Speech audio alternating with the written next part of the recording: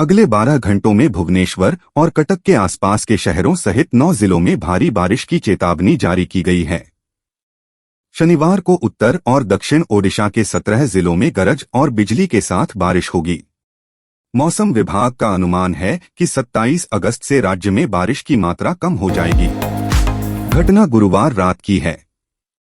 एक जहरीला नाग जयनारायण के घर में घुसने की कोशिश कर रहा था, तभी घर की रखवाली करते जर्मन शेफर्ड नस्ल के कुत्ते ब्लैकी की नजर उस पर पड़ गई। वह उससे भिड़ गया और अंदर जाने से रोकने की कोशिश करता रहा।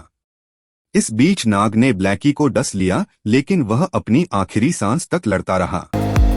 शुक्रवार सुबह करीब 8:30 बजे दैत्यराज के पिता युधिष्ठिर नायकमा 2 भाई और 2 बहनें ऑटो में सवार होकर नवीन निवास के सामने उतरे।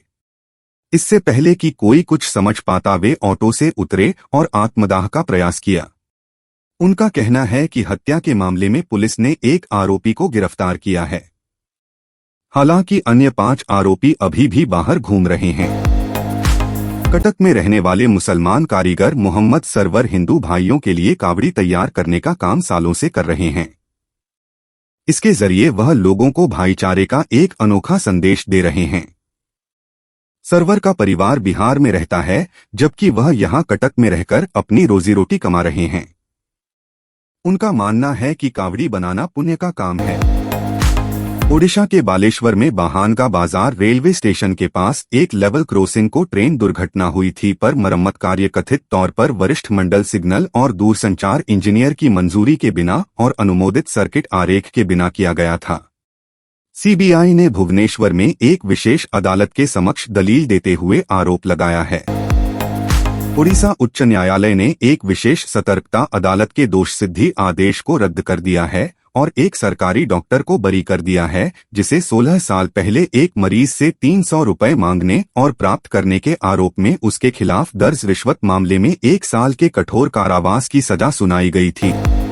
ओडिशा के बलांगीर जिले के सेंतला ब्लॉक के अंतर्गत गोपबंधु नगर में एक महिला सब इंस्पेक्टर एसआई ने बुधवार रात अपने किराए के मकान में आत्महत्या करने की कोशिश की। उन्होंने मच्छर मारने की दवा खा ली। उनका अभी अस्पताल में इलाज चल रहा है। आशंका जताई जा रही है कि उन्होंने ऐसा प्रेम प्रसंग के चलते किया है। पुलिस इसकी जांच कर रही है। छत्तीसगढ़ में इस साल के आखिर में विधानसभा चुनाव होने हैं, जिसको लेकर सभी पार्टियां पूरे दमखम के साथ तैयारियों में जुटी हुई हैं। चुनावों से पहले कांग्रेस और भाजपा के बीच आरोप प्रत्यारोप का दौर भी शुरू हो चुका है। छत्तीसगढ़ प्रभारी कुमारी सैलजा ने कहा कि छत्तीसगढ़ में भाजपा के पास कोई नेता नहीं है। बीजेपी केंद्रीय जांच एजेंसियों के बल पर राजनीति कर रही है। मध्य प्रदेश में इस समय एक रिटायर आईएएस चर्चा में है, जिसका नाम है वेद प्रकाश शर्मा, जो हाल ही में भाजपा में शामिल हुए हैं। वेद प्रकाश पर नरसिंहपुर में कलेक्टर रहने के दौरान पद का दुरुपयोग करने का आरोप लगा है। उनके खिलाफ 2022 में लोकायुक्त में मामला दर्ज कराया गया था, जिसको लेकर अब जांच की जा रही है। छत्तीसगढ़ के कांग्रेस महासचिव पद पर 23 लोगों की नियुक्ति की गई, जिसमें 4 महिलाएं शामिल हैं। इसके साथ ही कार्यकारिणी में 50 वर्ष से कम उम्र के नेताओं को प्रमुख स्थान दिया गया है। दीपक बैज की कार्यकारिणी में युवक कांग्रेस के सक्रिय नेताओं को भी मौका मिला है।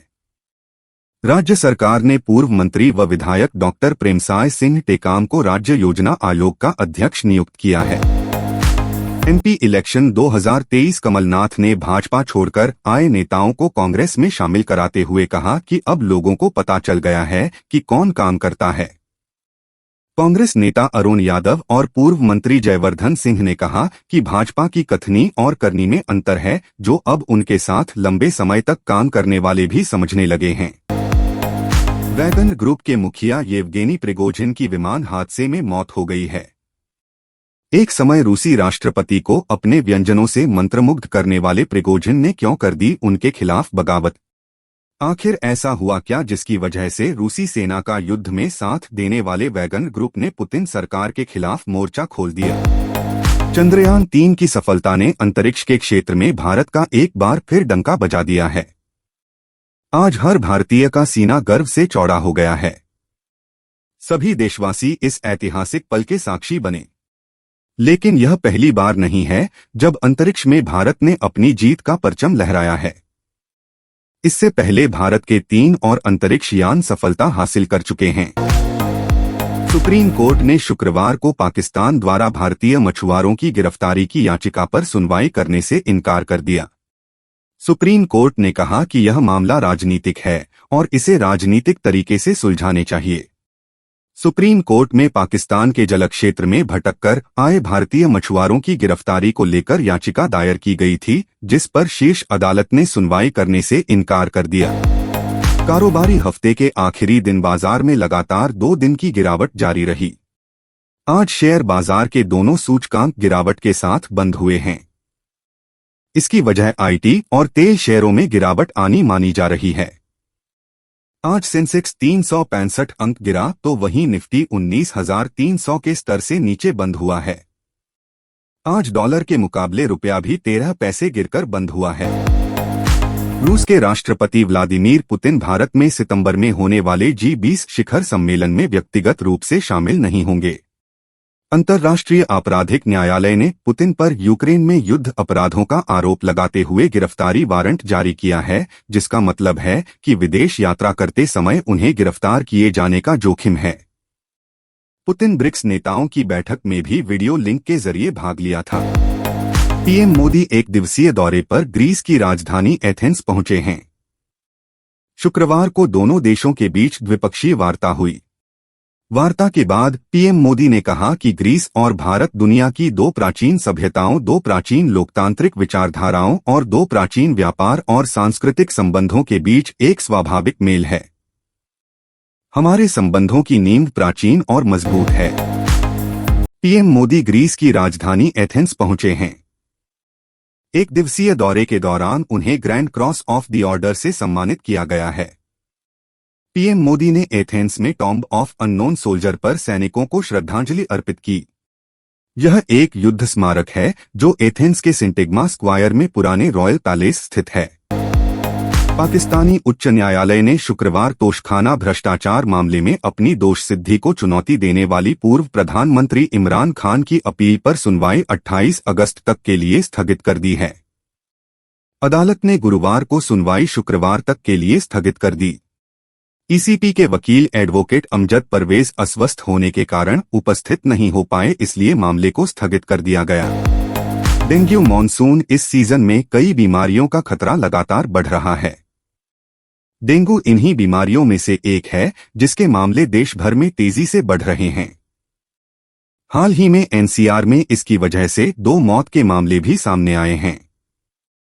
ऐसे में जानते हैं इस बीमारी के लक्षण से लेकर बचाव तक सभी जरूरी बातें। एक बार फिर कोरोना ने दस्तक दे दी है। एशिया कप 2023 के शुरू होने में महज 5 दिन का समय बाकी रहता है, लेकिन इससे पहले श्रीलंका टीम को बड़ा झटका लगा है। श्रीलंका टीम के 2 खिलाड़ी कोरोना संक्रमित पाए गए हैं। श्रीलंकाई रिपोर्टर दनुष्का अरविंदा के अनुसार मेजबान श्रीलंका टीम के सलामी बल्लेबाज अविष्का फर्नांडो और विकेटकीपर कुशल परेरा की कोविड रिपोर्ट पॉजिटिव निकली है। एशिया कप 2023 की उल्टी गिनती शुरू हो चुकी है। इस टूर्नामेंट के आगाज में अब 5 दिन का समय बाकी रहता है। भारतीय टीम अपने अभियान की शुरुआत 2 सितंबर को पाकिस्तान के खिलाफ मैच खेलकर करेगी। ये मैच पल्लेकल में खेला जाएगा। इस बीच भारत पाक के बीच खेले जाने वाले महामुकाबले से पहले पूर्व भारतीय क्रिकेटर संजय मांजरेकर ने टीम इंडिया चुनी है। भारतीय टीम के स्टार बल्लेबाज विराट कोहली की फैन फॉलोइंग से हर कोई वाकिफ है। हर देश में किंग कोहली के चाहने वाले मौजूद हैं। वह जहां भी जाते हैं उनकी एक झलक पाने के लिए फैंस का जमावड़ा लग जाता है। हर फैन की बस एक मुराद होती है कि वह कोहली के संग एक सेल्फी ले सके। इसी साल आईपीएल से संन्यास लेने के बाद रायडू सीपीएल में प्रवीण तांबे के बाद खेलने वाले दूसरे भारतीय क्रिकेटर बने। दाएं हाथ के बल्लेबाज का डेब्यू बारिश के कारण प्रभावित रहा था। पहले मैच में वह 0 पर आउट हो गए थे। दूसरे मैच में अंबाती रायडू ने शानदार बल्लेबाजी की। रायडू ने 133 की स्ट्राइक रेट से बल्लेबाजी की।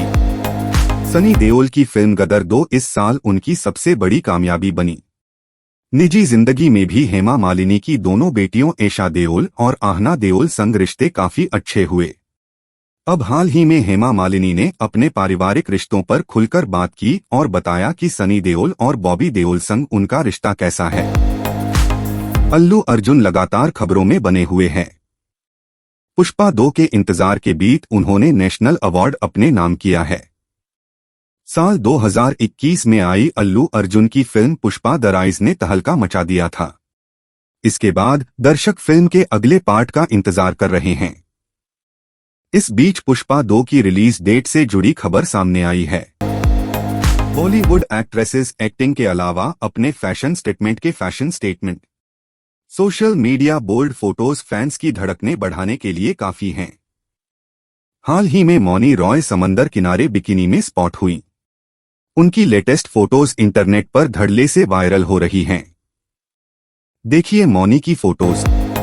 संजय लीला भंसाली ने एक बार फिर खुद को बॉलीवुड का दिग्गज डायरेक्टर साबित किया है। बीते दिन भारत सरकार ने नेशनल अवार्ड्स की घोषणा की। इस लिस्ट में संजय लीला भंसाली की गंगूबाई काठियावाड़ी ने सबसे ज्यादा अवार्ड अपने नाम किए। उनकी फिल्म ने 5 अलग अलग कैटेगरी में अवार्ड अपने नाम किया। नेशनल अवार्ड्स 2023 राष्ट्रीय फिल्म पुरस्कार किसी भी कलाकार के लिए सम्मान की बात समझे जाते हैं। इसलिए सभी की कोशिश रहती है कि अपने करियर में कम से कम बार तो राष्ट्रीय फिल्म पुरस्कार जीता जाए।